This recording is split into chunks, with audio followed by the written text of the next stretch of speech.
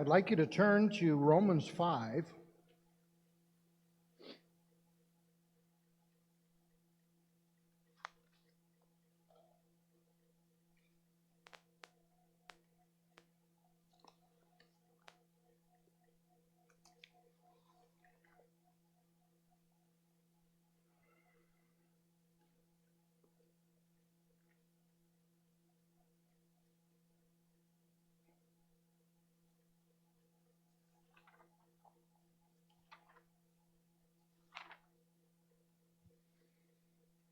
We defined sin last time we were together.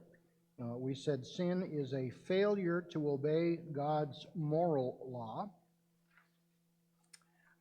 And we said that sin is failure to live in covenant with God. Sin is unbelief, it is idolatry, and it is pride. All of those things pertain to this whole idea of sin. And it really doesn't matter how we try and escape it. The reality is sin is in existence. It is destructive. It is deadly. It is vicious. It is dangerous. Why? Not just because it threatens our very existence, physically and spiritually, but first and foremost because of the fact that it ruins our relationship with God. And if our chief end in life is to glorify God and to enjoy Him forever, sin dismantles that very purpose. We fail to give glory to God, and instead we manufacture idols. And our delight and our satisfaction in life is no longer found in our Maker, but rather found in the things that are made. And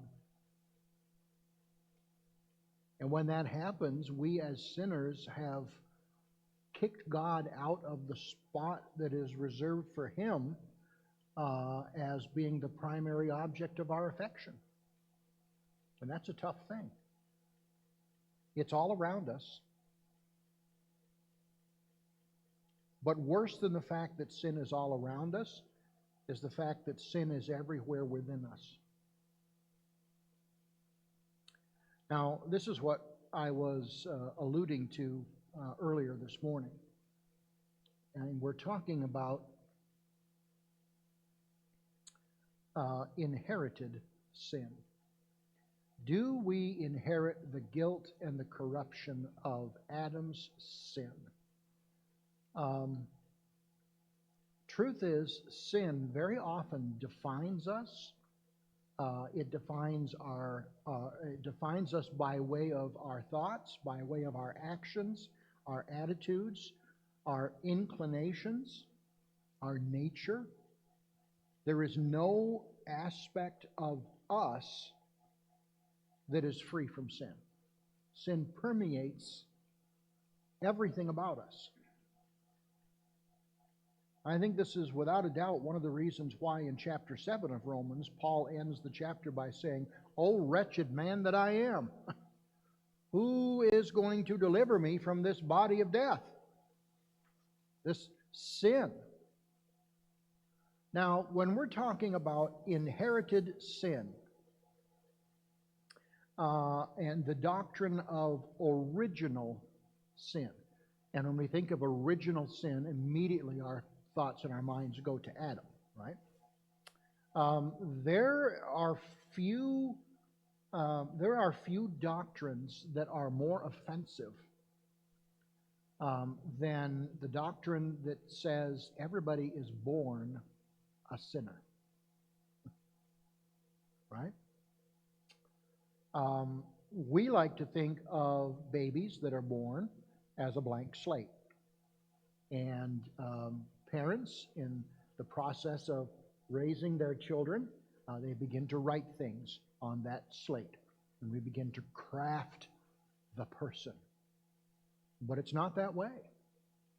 Theologically, we are not necessarily born with a blank slate.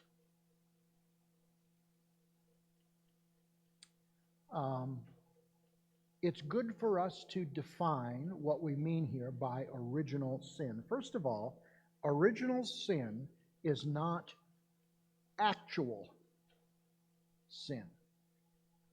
In other words, actual sin refers to our choice to violate God's law by way of our thoughts and by way of our actions. We choose to sin. Okay, that's actual sin. Original sin refers to the state or the condition that we are born into.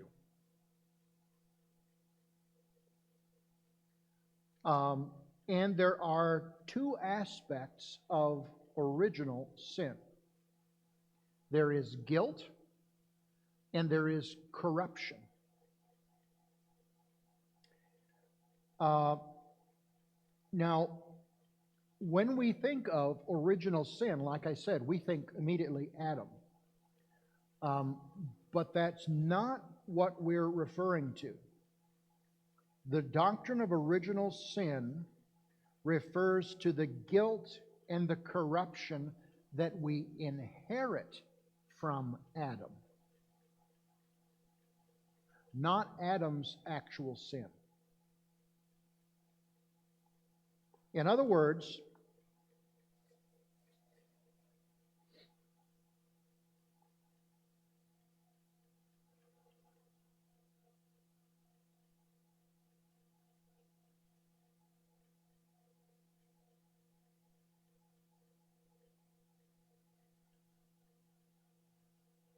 Adam had a covenant with God,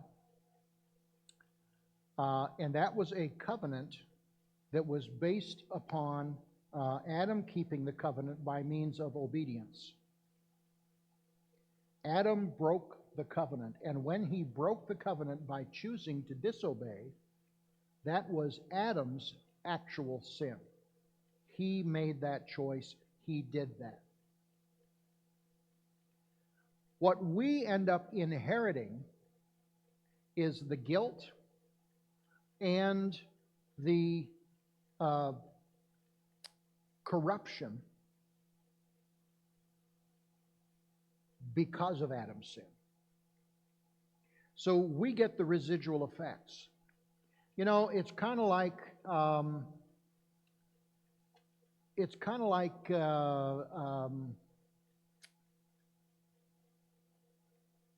the old nuclear tests that they did in the Navy, way out in the middle of the ocean, miles and miles and miles away. They explode something underwater, and then the guys 20 and 30 miles away from the epicenter of the explosion,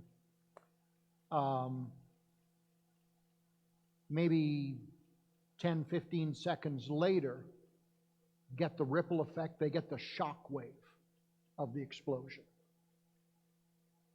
It's kind of how it is. Adam's disobedience was like the original explosion, and we are the ones that get caught up in the shock wave of it all. Clear as mud? Okay. Let's look here at chapter 5. And I want us to look beginning at verse 12.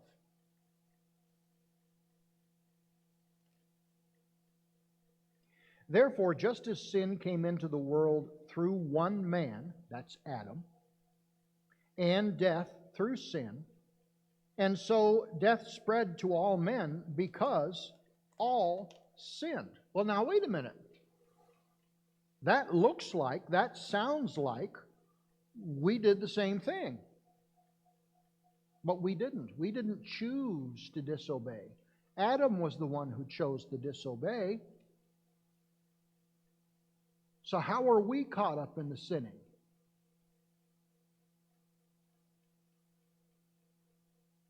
It's because of the fact that Adam's sin was imputed to us. Okay? Here's your fancy $10 word for today. Imputation, Max. Imputation.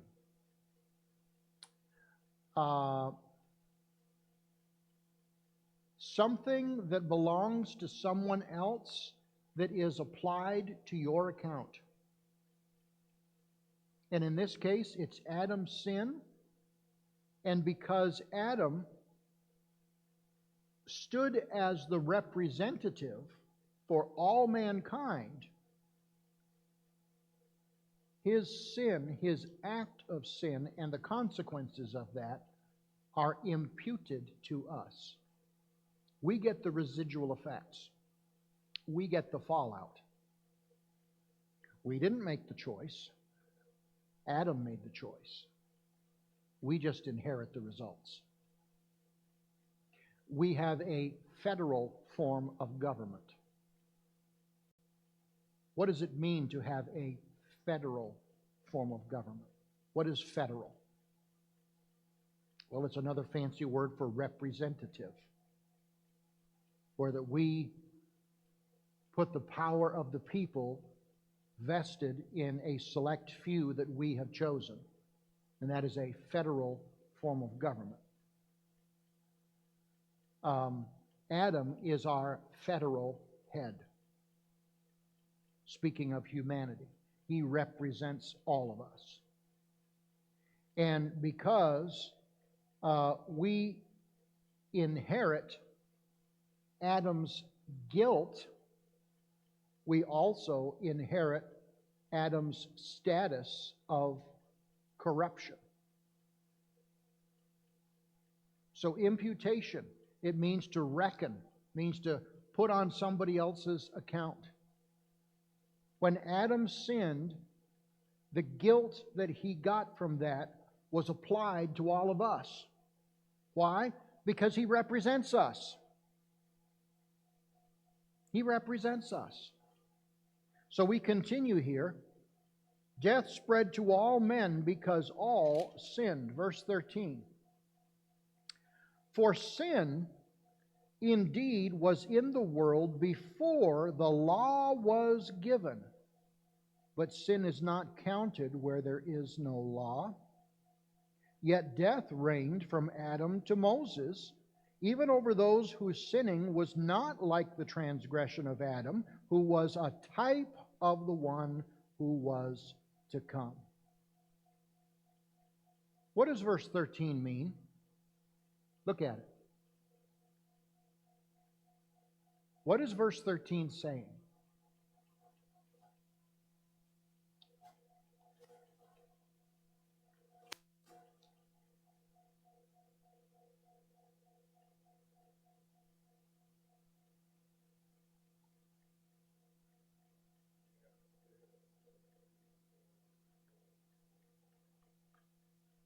Yes, we had sin existing even before we were told what sin was. In other words, sin was around before the law of Moses came. There was death that took place before Moses, right? People die before Moses? Yes. Why do people die? Because of sin. Therefore, sin existed. Okay. So sin didn't just all of a sudden come into being and be defined once Moses wrote the law, once God gave the law to Moses. Sin existed before that. That's what he's getting at here. Because again, these Roman believers were all tied up in being good Jews and keeping the law and all that stuff. So he's saying to them, listen, don't get all caught up in the law, because sin existed before there was the law.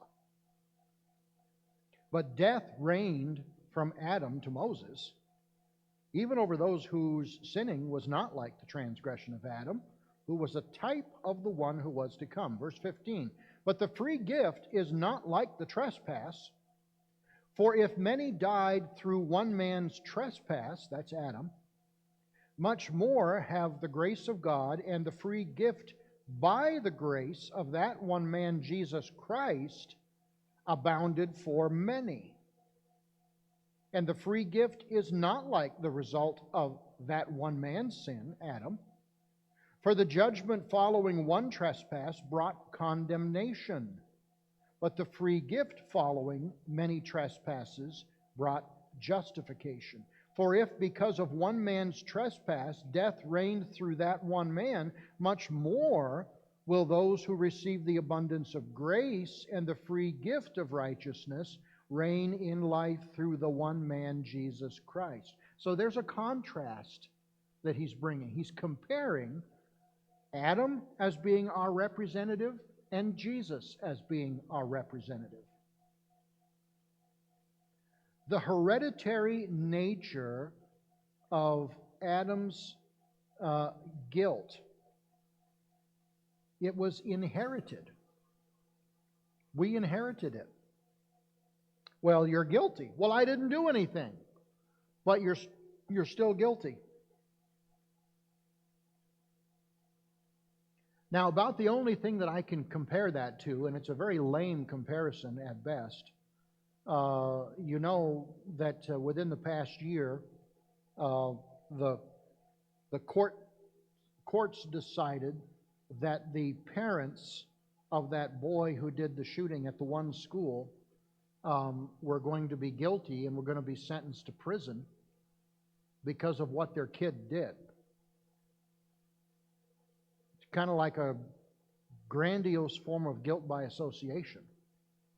Unprecedented, never seen before.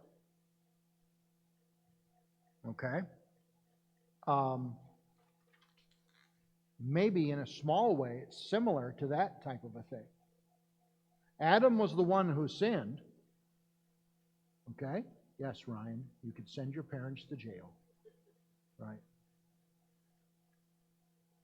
Adam is the one who sinned, and by virtue of the fact that he sinned, because we are associated with him and he represents us, we suffer from the same penalty that Adam suffers from. We inherit his guilt.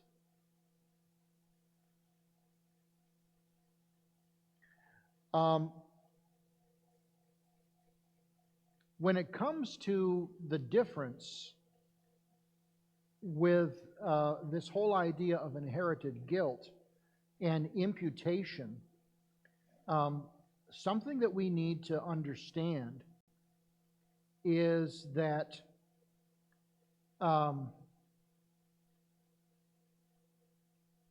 Adam's guilt was immediate, wasn't it? Adam sinned.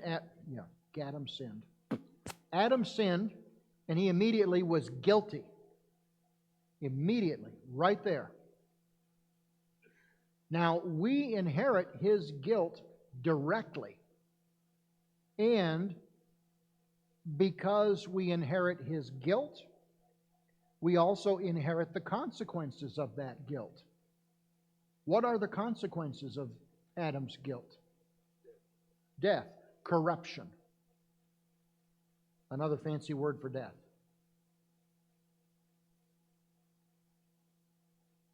Somebody asks you, why do people die? This is why. This is why. Not just physical death, but spiritual death. God said it from the very beginning in that covenant that he made with Adam. The moment that you disobey me and you eat or even look at it, you will surely die. And God holds to his word. Same thing. Adam represents us. Because Adam represents us, we inherit his guilt.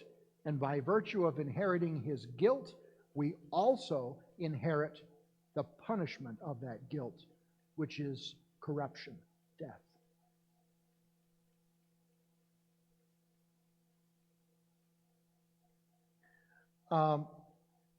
There is an unbelievable contrast that we find here in chapter 5 of Romans with respect to Adam and Jesus. And if you can picture in your mind two columns, The left column is everything about Adam. The right column is everything about Jesus. Just mentally go through this passage and put things in the right column. The free gift, verse 15, the free gift is not like the trespass. For if many died through one man's trespass, well, that's left column, much more have the grace of God and the free gift by the grace of one man abounded to many. Well, there's the right column. And you can go down the list and see the same thing. The free gift is not like the result of the one man's sin. For judgment following one trespass brought condemnation. There it is. The free gift following many trespasses brought justification. What is justification? We have condemnation in Adam, but we have justification in Christ. What is justification?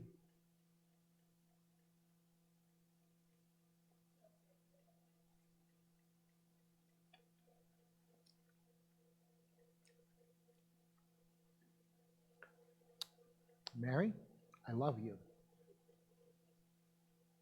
But that's not right. Because the truth is, it's not just as if I'd never sinned, because I have sinned.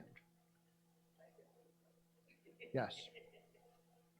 Justification is being declared righteous in spite of my sin. Think of it this way. We're standing before the court. There is a fine. We are guilty. And yet the judge decides that he is going to waive the fine. Doesn't change the fact that we are guilty. Okay? It changes the penalty of the guilt. That's what justification does. Justification doesn't change the fact that we are guilty. It stops the penalty phase of the guilt. Make sense? Yep.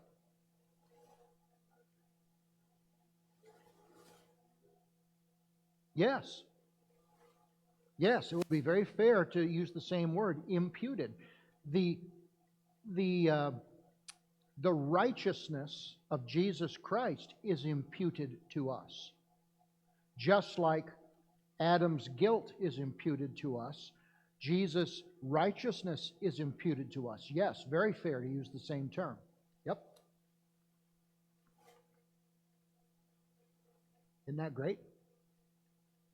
Rang, rang, rang, rang, rang, rang, rang, rang.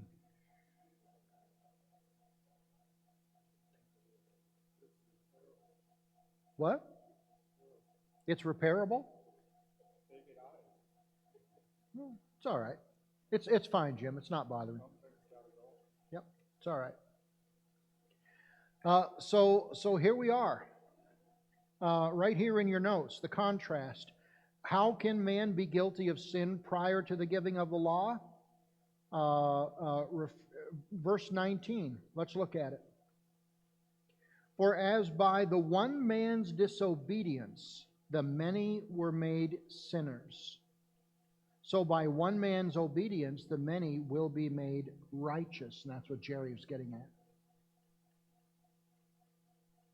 So it refers to an action completed in the past.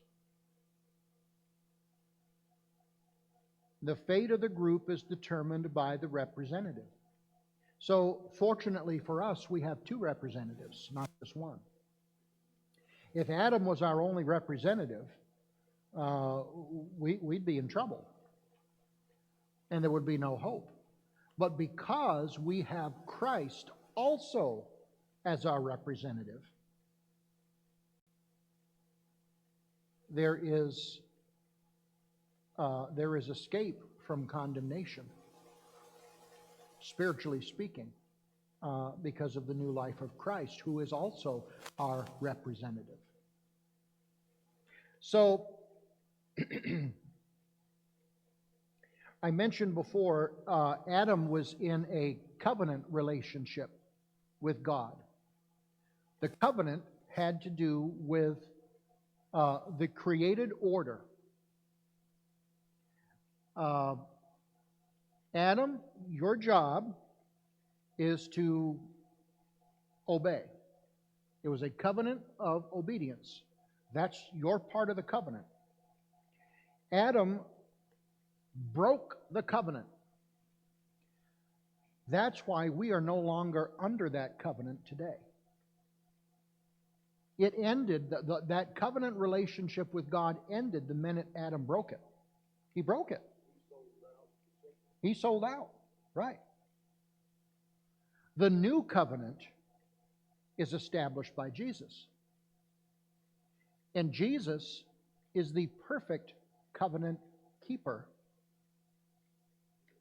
And as our representative, He maintains that covenant of obedience. And we benefit from that. The same way that we lost out from being associated with Adam, we benefit from being associated with Jesus, who is the keeper of a better covenant. It's the whole argument of the book of Hebrews.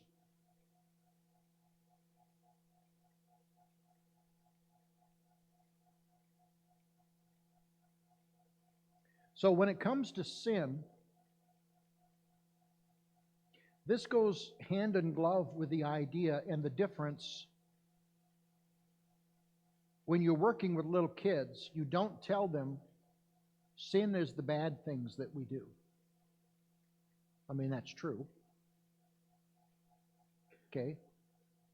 You slap your sister, you're going to get in trouble. Unless she deserves it. And she'll slap you back. But, not that that ever happens in your family, I'm sure.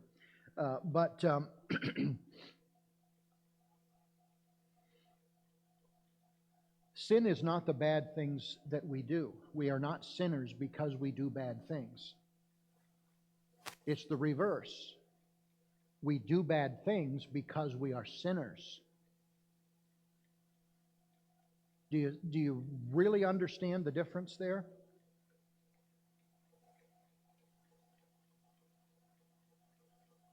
If Jim is working out in the shop and he slips and he hits his finger with a ball-peen hammer and some unflattering speech just echoes forth from within,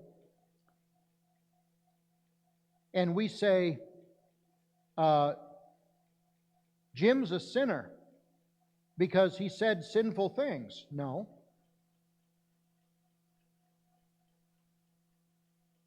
He said sinful things because he is a sinner. And the propensity for that was already there before he hit his finger.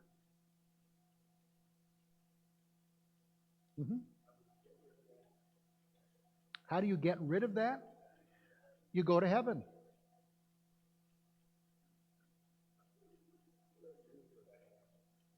Quit using a hammer.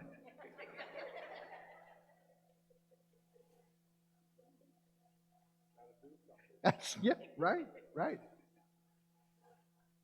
So, this was exactly what Paul was getting at in chapter 7. Who's going to deliver me from this? I've got this conundrum. The things that I don't want to do are the things that I end up doing, and the things that I really should be doing, I don't do. And I know that this is not right, but I can't help myself.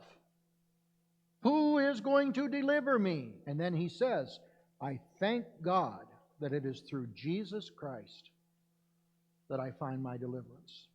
Okay? And therein is that justification. Now, of course, after justification comes sanctification, right? Justification is that which takes place in our lives at a point in time. You make the decision to trust Jesus Christ as Savior, and you are saved. You are justified. It's as if the branding iron seals you right there. Okay? Yeah, it hurt, didn't it?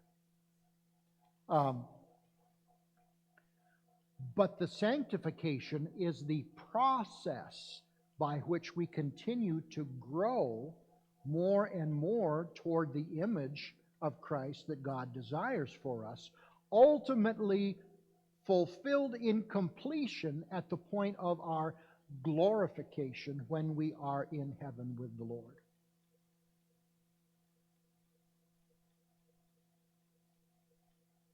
So maybe in some sense, salvation is a process. It happens at a point in time when we are justified. I am saved. I have been saved. Sanctification, I am being saved and being saved and being saved and being saved, and ultimately glorification, I shall be saved. All of that is salvation. Now, don't misunderstand and don't think that you're half saved or anything like that. That's not it. But you get the point. You know, it's an ongoing process by which we grow.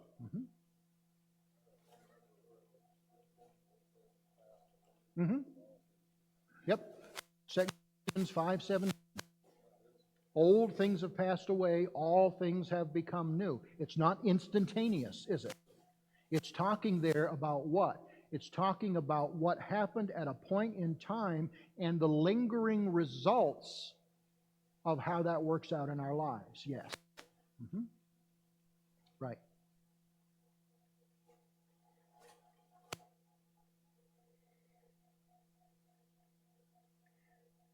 Well, hopefully that's a little clearer. Somehow I don't think it is.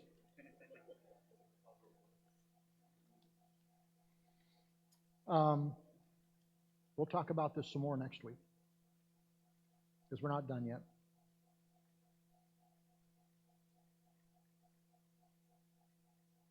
Questions? Thoughts?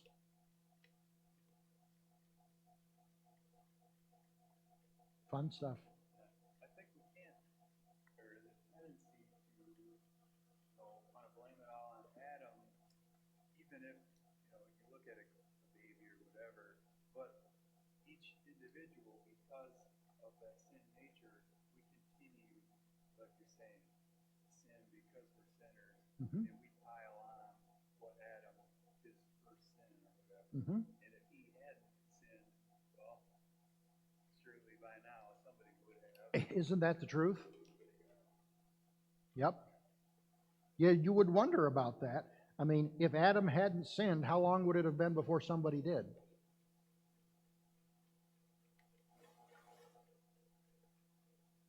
That's an interesting thought. Think about that. Yes. God knew. I mean, none of this took God by surprise. It was planned before time began. Yes. Right. Right. Very good. All right. That's it.